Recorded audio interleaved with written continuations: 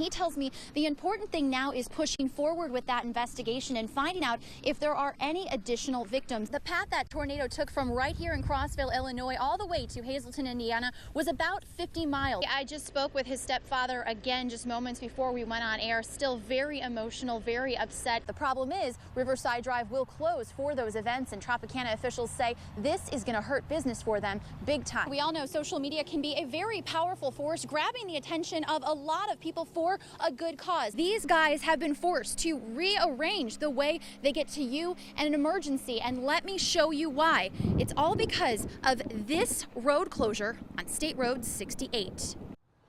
Here's the wall. Yep. Gorgeous. 88-year-old Larry Walker almost missed this past Saturday's trip to Washington, D.C. with Honor Flight of Southern Indiana. I wasn't going to go till I decided last minute that I'm going to take this trip, and thank God I did. On a rainy Saturday in D.C., Walker joined 80 fellow veterans. Armed with their ponchos and umbrellas, they braved the weather and toured war memorials built in their honor.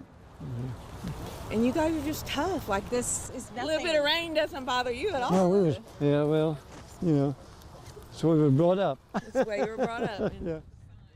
Is this the first time you've been here? Yes. Is it? Yeah, first time been here. This memorial's my favorite. Yes. In 1951, a scared 21-year-old Walker left his family's farm in Hartford City, Indiana, for Korea.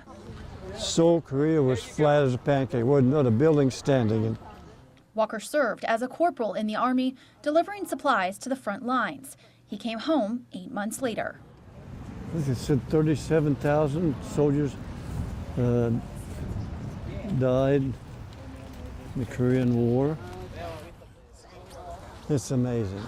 Amazing how they put all this together, and for us veterans, it's just breathtaking. Honor Flight of Southern Indiana takes this trip twice a year, every year. They give high priority to our older veterans, and they also visit the Vietnam War Memorial, Arlington National Cemetery, and watch the changing of the guard at the Tomb of the Unknown Soldier. All of this free of charge for our veterans. Just everything is just breathtaking. I loved it all, and probably never get a chance to see it again, but at least I got to see it. A chance to see it and to reflect on their comrades who never made it home. God bless our veterans. Give their life for our country. Heroes.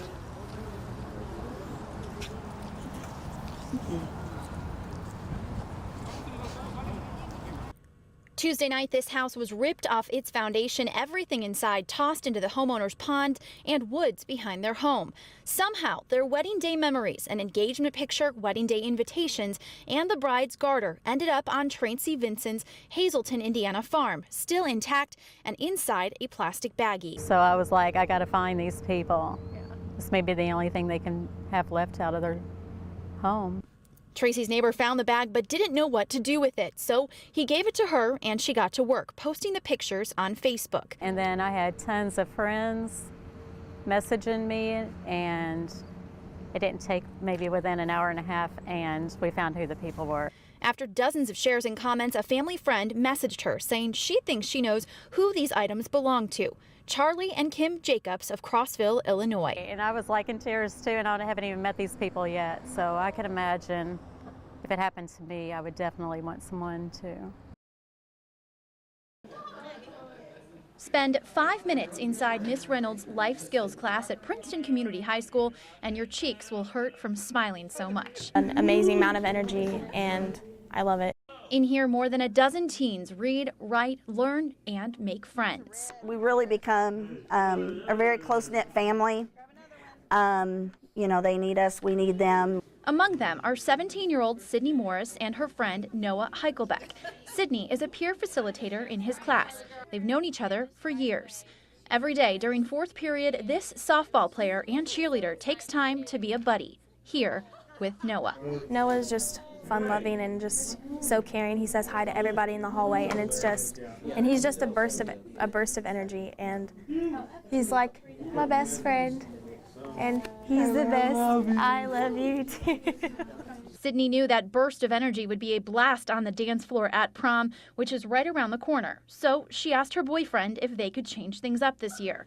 They'd take Logan and Harley, his classmate, as their dates. Most kids like them, they don't get to experience this, and just the fact that they get to with Logan and I is just a thrill. It just makes you feel awesome, doing something like that.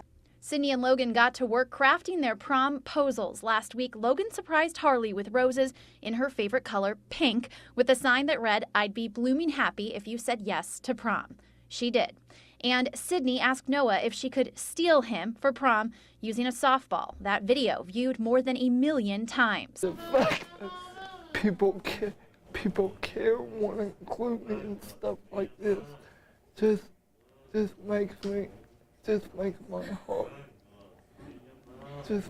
heart warm up. People from different states saying that they've seen it and that they're so touched by it, and that it's very heartwarming, and that more people need to be like this in the world. And I said, well, absolutely.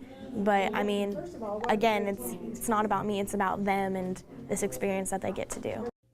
In Evansville, Lauren Artino, 14 News.